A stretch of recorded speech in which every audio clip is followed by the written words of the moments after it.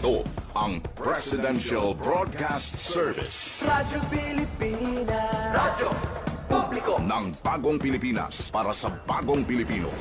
Naghahatid ng mahahalagang balita at impormasyon na guugnay ng pamahalaan sa sambayanan. Tulay sa himpapawid ng serbisyo publiko. Radyo Pilipinas. Radyo Publiko.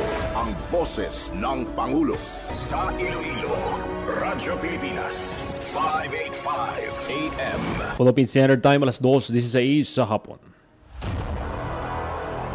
Mga labing ulihing nga hitabo, hibaluon, mga hangkat at tubangon, mga bagay nga importante, aton ginahalungan, aton ginabantayan. Ululupod kita sa Bantay Banwa! Bantay Banwa! Ang programa nga magatulong sa inyo sang labing ulihing nga balita, mga panugyan o kampanya para sa kayuhan sang tanan. Ikaw, ako, kita, Bantay Banwa! Mayong hapon Western Visayas, mayong hapon syudad kag probinsya sang Iloilo. Welcome sa pagpangalagad sa programa Bantay Banwa. Mga kabyanan, Lunes ng edisyon kita, Mayo 4, tuig 2026. Programa nga magadulong sa inyo sa labing uling nga balita, mga panugyan kag kampanya para sa kayuhan sang tanan. Inang inyo alagad kag anchorman Joseph Paul Noblesa Tarosa. Lulupod kita sa bunga hapon diri sa Radyo Pilipinas Iloilo. Mga kabyanan, antes kita mag-alagad, no? Bila ka minutos lang, isa ka linog ang nabatsyagan naton diri sa syudad sang Iloilo. Kagi natin mo naton nga i-check ang DOST Fivox sa Kabaskugon, no? Sang linog. Batsyagan gid nato, no, ang linog diri sa Iloilo Science and Technology University.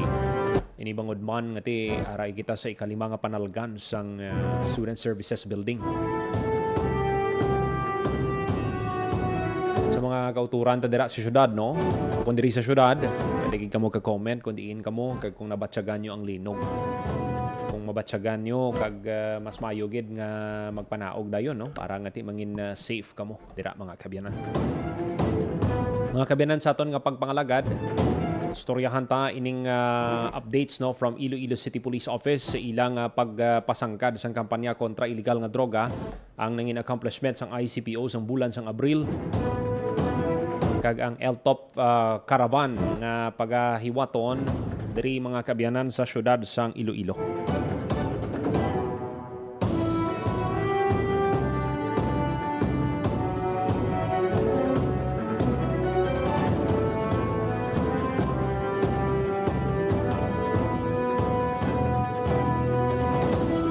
Kag mga kabyanan, ng 3rd Infantry Division nagsaulog sang ilay ka-52 nga founding anniversary.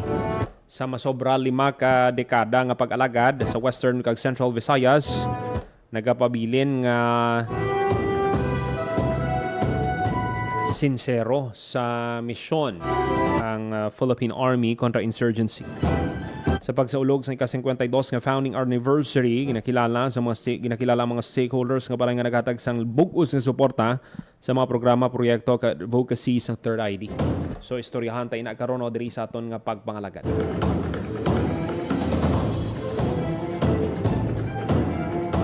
Disinwebe minutos makaligat sa takna ang alas 2 sa hapon. Mga kabyanan, sa aton nga pagbalik, ikapalayag na to, no, ang interview ta kay Colonel Wilbert Parilla. Magabalik lang ang programa Bantay Banwa.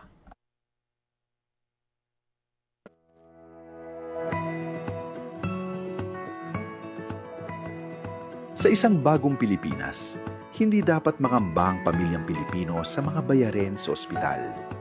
Kaya naman sa Zero Billing Policy, libre ang inyong paggamot sa lahat ng mga Department of Health hospitals. Mapa-inpatient, outpatient, o emergency services.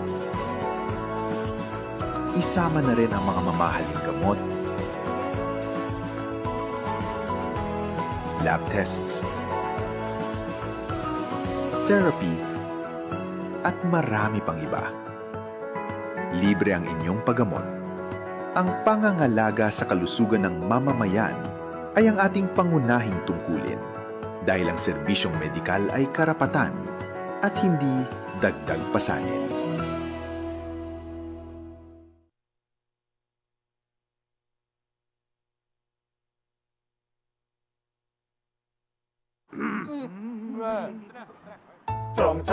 Chong pasipol-sipol, mga manong sa labas, pagtigil at gumalang, kaya ikaw sara bibig, kundi maganda ang lalabas. Pare, ang catcalling ay isang uri ng sexual harassment. Di biro ang sexual harassment at di nakakamacho ang pang-aabuso. Kaya ikaw sara bibig, kundi maganda ang lalabas. Isang paalala mula sa Philippine Commission on Women at ng himpilang ito.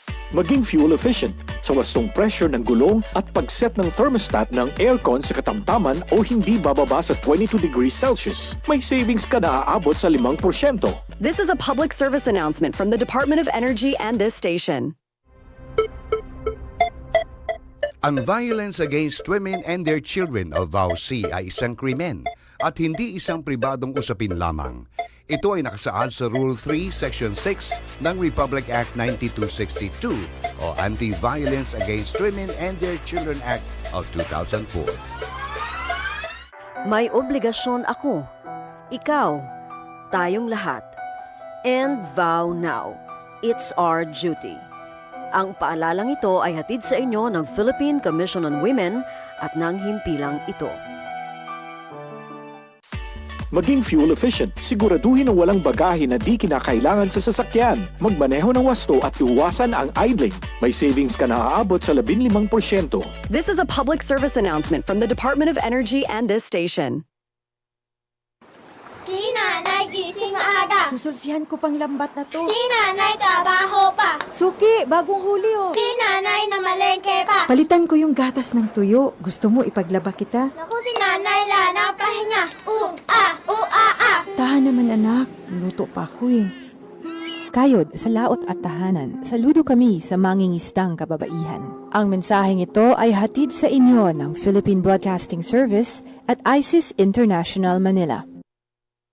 Maging fuel efficient so regular na preventive maintenance, malinis na air filter, fuel injectors at engine oil, may savings ka na aabot sa 2%. This is a public service announcement from the Department of Energy and this station. Game, 1, 2, and... Paa, tuhod, balik at ulo, kita, kwetan, baywang at sus. Huwag mong titigan ang hindi sa'yo at maging disenteng tao. Pare, ang catcalling ay isang uri ng sexual harassment. Di biro ang sexual harassment at di nakakamacho ang pang-aabuso. Isang paalala mula sa Philippine Commission on Women at ng himpilang ito. Isang gabi, pauwi na sina Daisy at Eric galing sa sine. Eric, saan pa tayo pupunta? Gabi na, umuwi na tayo. Ha? Bakit? Anniversary natin ngayon. Tsaka sandali lang naman tayo sa motel eh. Ang kulit mo naman eh. Sinasabi ko na sa'yo na hindi pa ako handang makipag-sex. Tsaka paano kung mabundis ako? Sus naman ho, ako bahala. Sumama ka na sa akin. Kung mahal mo ko, patutunayan mo. Anong gagawin ko? Mahal ko siya pero ayoko pa talaga eh. Basta. Ano? Halika na. Sabi ko na sa'yo, akong bahala. Eric, sa kanilang natin gawin to. Palagay ko, hindi pa talaga itong tamang panahon.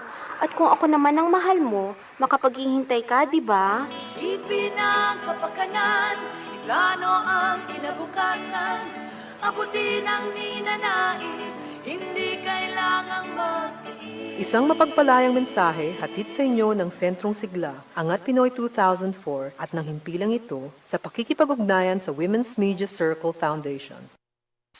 Maging fuel efficient, panatilihin ang takbo ng sasakyan sa speed limit o 60 to 80 kilometers per hour at gamitin ang cruise control sa mga highways. May savings ka na aabot sa 15%. This is a public service announcement from the Department of Energy and this station. Uy, ako ba yun? Kung tunay kang lalaki, ito ang alak para sa'yo. Ay, ako ba yun? Gusto mong pumutik? Ha? Ako ba yun? Hubad at duguan ang babae nakita sa madilim na iskinita. Hindi ako biktima, manika, produkto. Babae ako. At ako ang magpapasya para sa sarili ko. Ang mensaheng ito ay hatid sa inyo ng Philippine Broadcasting Service at ISIS International Manila.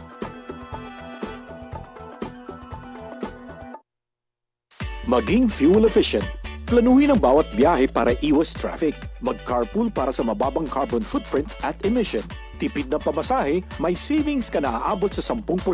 This is a public service announcement from the Department of Energy and this station.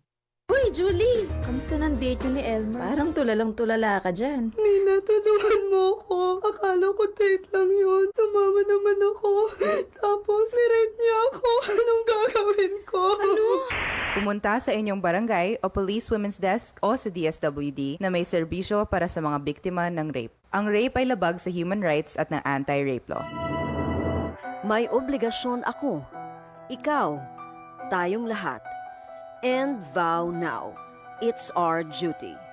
Ang paalalang ito ay hatid sa inyo ng Philippine Commission on Women at ng himpilang ito. Maging fuel efficient sa wastong pressure ng gulong at pag-set ng thermostat ng aircon sa katamtaman o hindi bababa sa 22 degrees Celsius. May savings ka na aabot sa 5%. This is a public service announcement from the Department of Energy and this station. 27 minutos magkaligid sa taknang alas 2 sa hapon para nga mga nagapamati diri sa Japon sa programa Bantay Banwa. Mga kabiyanan, ang bulan sang Abril, no? Wailang dugay natapos. Pero ang aton nga kapulisan nagbilin sang masiling naton dalagkuan nga accomplishment ilabi na sa illegal nga droga. Kag pabati naton sa inyo no ining mensahe ni Colonel Wilbert Parilla, ang City Director sang ICPO. Sa kung ano bala no ang nalabot sang ICPO sa anti-criminality operations. Ato ni pabati sa inyo no ang mensahe ni Colonel Wilbert Parilla.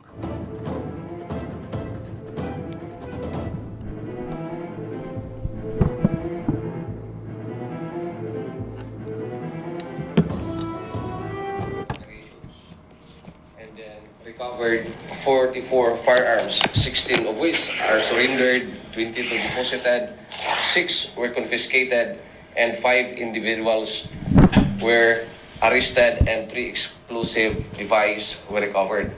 Second is the campaign against illegal gambling. So 30 operations conducted resulted to 46 individuals arrested and 30 cases filed in court. And then for the campaign against illegal drugs, so dito tayo, medyo malaki-laki yung nakuha natin ng mga illegal drugs. For the 69 operations conducted for the whole month, 84 individuals arrested, which 16 of which are high-value individuals and 68 are street-level individuals.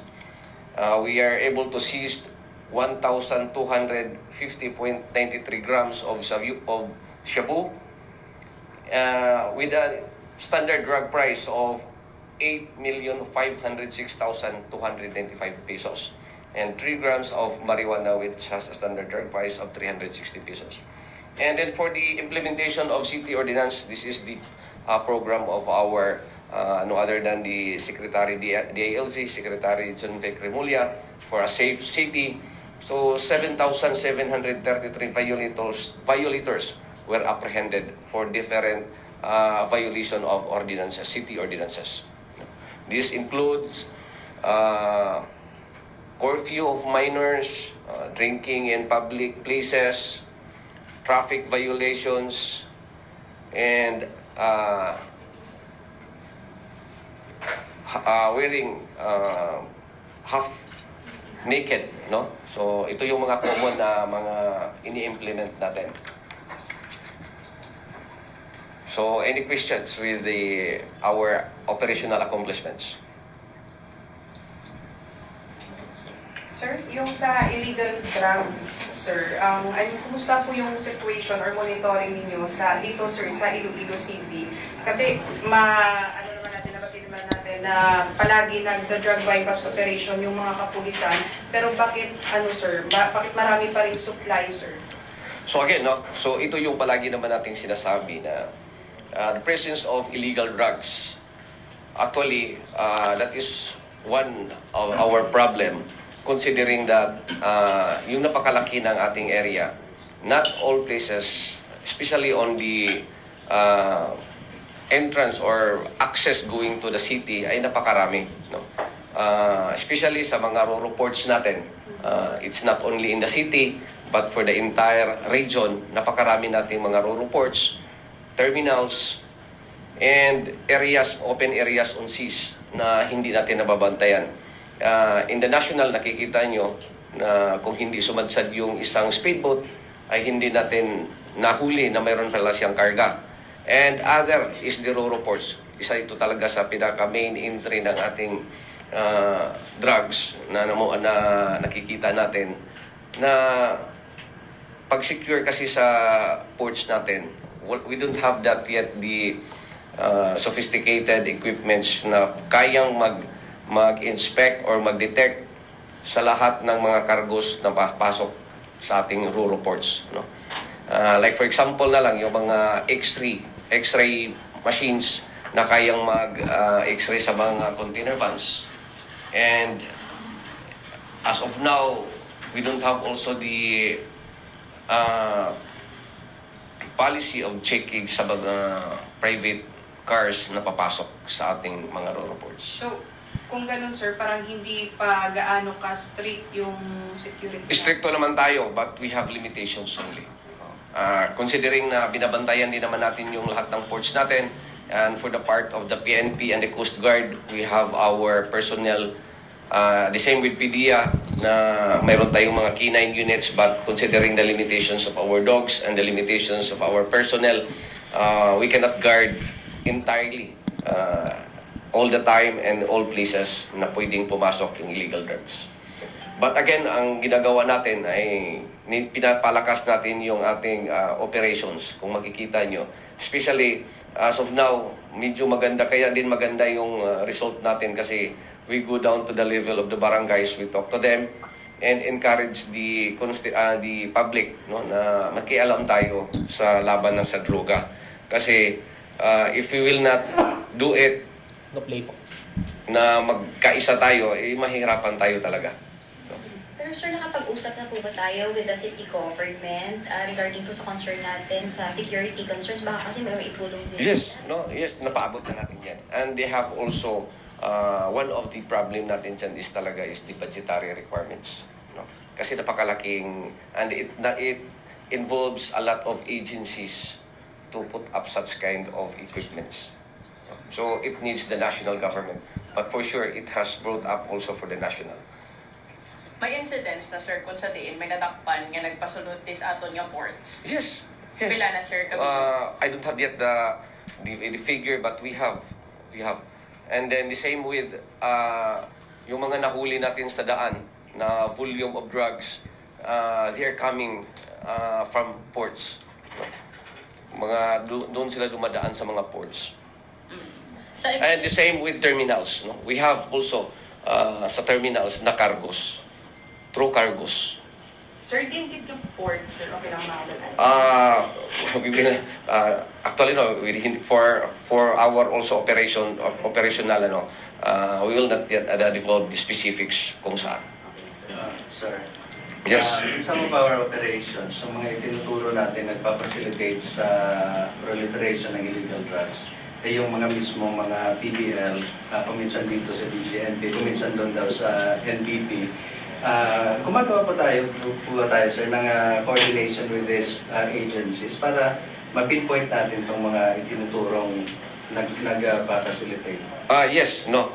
Mayroon tayo namang joint coordination meeting quarterly. Involved lahat ng agency under the DILG to include din sa local government, no. So lahat ng ma-identify natin na pangalan na lalabas during the interrogation is finifeed natin, binibigay natin sa BGMP kung saan sila currently naka-detain. May response naman po ba tayo nakukuha? Yes, and we were able even to gather more informations. No? So, isa din yun sa mga source natin, kaya natin na-identify din yung ibang kasama nila. So, we have to clear it, na hindi ibig sabihin na doon nanggaling ang drug sa loob ng kulungan. But it is only the person who is the tender ang nagpa-facilitate, nagda-direct kung saan ihahatid, sinong tao ang dadalhan. Sir, intensified naman yung campaign natin against illegal drugs. Pero sir, ano yung nakikita mong dahilan kung bakit marami pa rin sir yung nag-engage? Marami na rin kayong nahuli sir, pero marami pa rin yung nag-engage. So sinasabi ko nga palagi, yun na yung very lucrative business. No? Napakadaling gawing negosyo. You don't need to have permits and any other requirements to open up a business. At napakadali at saka napakalaki ng kinikita. AC money. So those who are involved, usually, sino yung mga na-involved na, usually sa family, makikita mo, from father, pag nahuli yung father, yung asawa, babalik, susunod sa mga anak, parang magiging family business niya. Kasi makikita mo naman na madali lang talaga ang negosyo sa drugs. At saka mas malaki ang kita talaga. Yes, sir. Sir, tungkol sa illegal drugs pa rin, meron na tayong mga bagong players or nanguna pa rin ba ang yung dating na player? As of now, wala na tayo niyan, yung mga dating players. Usually, newly identified ang ating mga nahuhuli. No, kasi yun nga ang sinasabi natin, may mga dumadating, may nahuhuli tayo. And then, yung kapag sa isang area, nahuhuli na yung drug personality, wala pang isang linggo, may papalit na naman. Kaya yung sa atin, relentless yung trabaho natin. Pabalik-balik tayo. But again, hindi natin hahayaan na makapag-gain momentum ang mga drug personalities sa area natin. Sir, may iban wala nga mga family sa mga suspects sa drug bypass nagareklamo at hasta subong survey nga nagambas sila nga kada bypass may kagamitan sila nga nagkakadula tapos ang ginapasipang lang mga intel. That's our usual na usual na mga reklamo, no? So if we have this, yun yung sinasabi natin na if ever there are violations made by our personnel during conduct of any operations, they can file cases to our personnel, no? So hindi natin yan hinahayaan at tinotolerate kung mayroong mga violations na ginagawa yung mga personnel natin. We can assure the public that we will act correctly doon sa mga reklamo ng ating mga kababayan if there are any violations made by our personnel. Sir, na-mention mo kanina ang partito sa mga ordinances nila.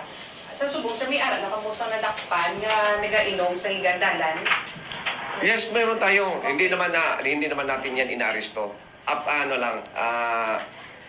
Iniisuhan natin ng mga tickets yan. Citation tickets. Mga pila na sila kabilog, sir?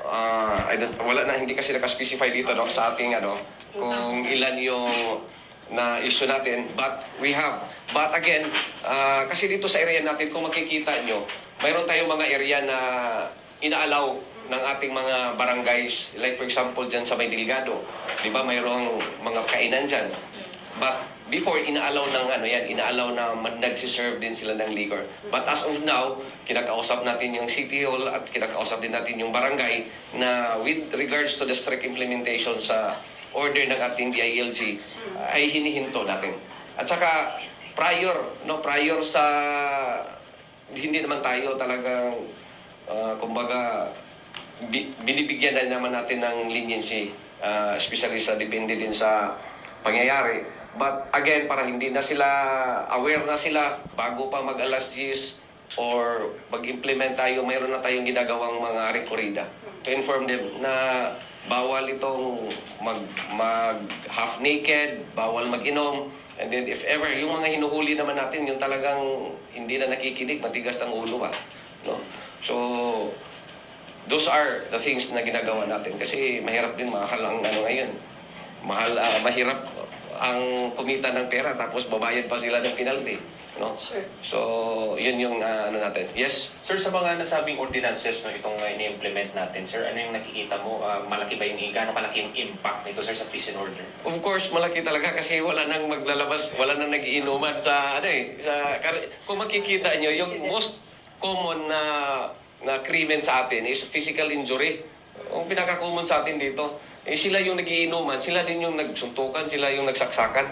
Ano? So, kung hindi na sila nagiinom, hindi na lalasing, hindi na sila mag-away. Sir, sa mga cases, yes sir, nga half-naked as per DILG, balang policy, nagsakaayhan ang numero given of the heat index lately? No, wala naman, no. Kasi nagiging naman natin, tinitingnan naman natin talaga kung saan yung talagang pwedeng hulihin natin sila sa half-naked. Yung half-naked naman na ini-implement natin, especially doon lang sa public places. Pero pag nasa ka naman sa bahay mo, tapos nag-half-naked ka, hindi naman natin yun ini-implement. Kasi naintindihan naman talaga natin yun na hindi naman lahat maka-afford ng kahit electric fan no? So, pinagsasabihan na lang natin na kung nasa labas sila, magsuot sila. Sir, if wala po tayong figure, if we are to assess po yung mga tao dito sa Iloilo City, tawag nito, sa pag-follow po sa ordinances na ito, so far kamusta? So far, ngayon, no, kung hindi ko lang maano ang figure, but so far, we are declining. No, Batian si Colonel Wilbert Parilla, ang City Director ng Iloilo City Police Office. Lucrative nga business ang illegal drugs. Muna nga ting mga tao bala nga ti inakulang, muna nga damo gid sa ilang naga-engage. Pisar nga ti sige-sige ang pagpanakop. Nakita nila bala nga ang ginatawag ni Colonel Parilla nga easy money. Pero ti kung madakpan ka, ti inulsol ka naman. Pila ka katuig nga mapreso. O nami gid sa gihapon nga nag-obra kita sang insakto, nagapangita kita sang trabaho nga legit, hindi illegal. Kay ti pinsaron mo bala maka-income ka dira, after mo nga maka-income, makabaligya ka sang droga. Bakal mo da sudan, mabatas mo bala nga ang ginapakaon mo sa imo kabataan, sa imo pamilya, halin sa malain, halin sa illegal nga droga.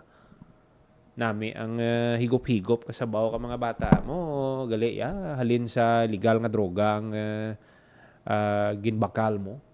So muna dapat nga ma-realize no sang aton mga kauturan nga untaton gid ang pag-engage sa illegal nga droga kay ina wala gid sang maayo nga madulot no sa komunidad, damo nga mga kauturan ta ang nagaka-addict, damo sa mga kauturan ta naghihimo pagid sang krimen aside sa pag-engage sa illegal nga droga.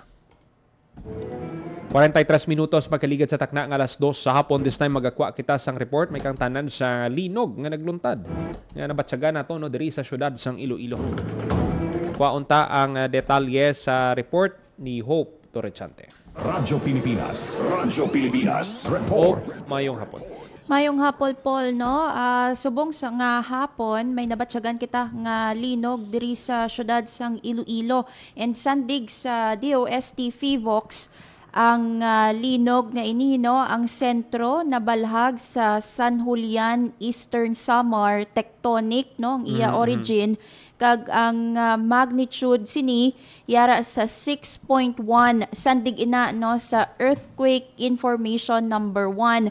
Again, number 1 palang ina ha, posible ining makapagwa pa ya ang DOST FIVOX sang information number 2 pananglit no nga may ara sang changes sa mga datos no. Kay ti sa sandig man no sa aton nga interview with DOST FIVOX before bag-o sila no mag-release sa mga additional information, gina-consolidate Manila no ang mga datos nila sa ground. So we'll see later no, but for now sandig sa information number 1, 6.1 ang magnitude sang linog kag nabalhag ina no 209 antes ka lang gid no or antes lang gid magsugod ang programa Bantay Banwa Paul no nabatsyagan naton ining linog diri sa Iloilo City. And sa instrumental intensities lakip man no ang Iloilo sa mga intensities no nga nabalhag sang DOST FIVOX. So intensity 5 malapit gid ina Paul no sa San Julian, Eastern Samar. So lakip sa intensity 5 ang Can Avid, Eastern Samar, Dulag and Alangalang, Leyte, Gandara, Samar. Intensity 4 sa Abuyog, Palo and Carigara, Leyte. Intensity 3 naman sa Naval, Biliran, Hernani, Eastern Samar, Ormoc City, Hilongos, Albuera, Baybay, Villaba, and Isabela sa Leyte, Sorsogon City, Bulusan sa Sorsogon, Malitbog, San Francisco, Hinundayan, and Sogod sa Southern Leyte. Intensity 2 sa Kawayan, Biliran, San Francisco, Cebu, Montreal, and Esperanza sa Masbate, Prieto Diaz sa Sorsogon, Intensity 1, no, Tabaco, Albay, Karkar, Liloan, and Cebu City sa Cebu, Santa Maria, Davao Occidental, Pasig City sa Iloilo, Aroroy and Kataingan, Masbate, Donsol, Sorsogon, Maasin, Southern Leyte. So ini no ang mga lugar nga na-record no sang DOST FIVOX nga may mga intensity no. So silingan ni isang DOST FIVOX poll,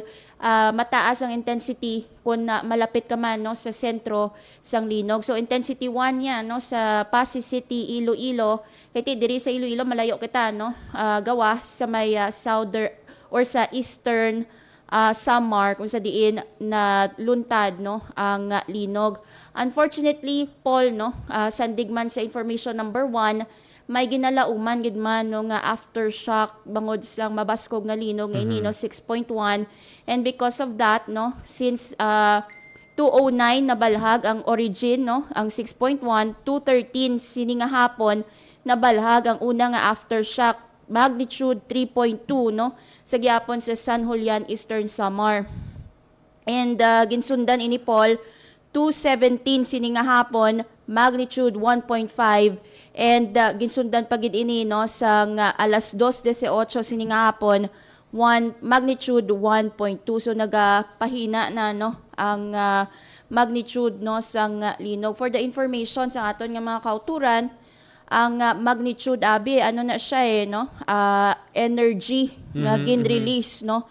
Meanwhile ang intensity naman niya ining kabaskugon sang linog nor strength sang linog nga mabatsyagan naton nga tao no.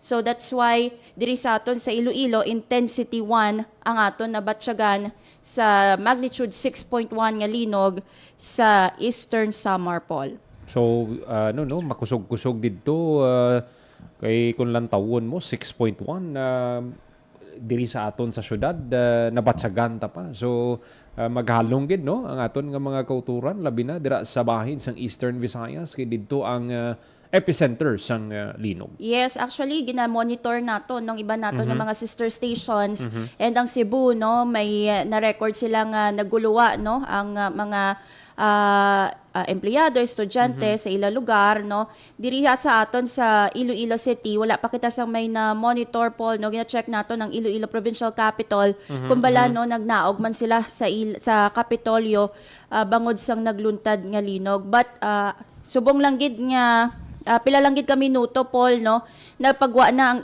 earthquake information number 2 kag na downgrade na sa magnitude 6. So instead of 6.1 magnitude 6 na no ang linog, kag ang instead niya 10 kilometers ang kadalumon 56 kilometers no ang kadalumon no sandig sa information number 2.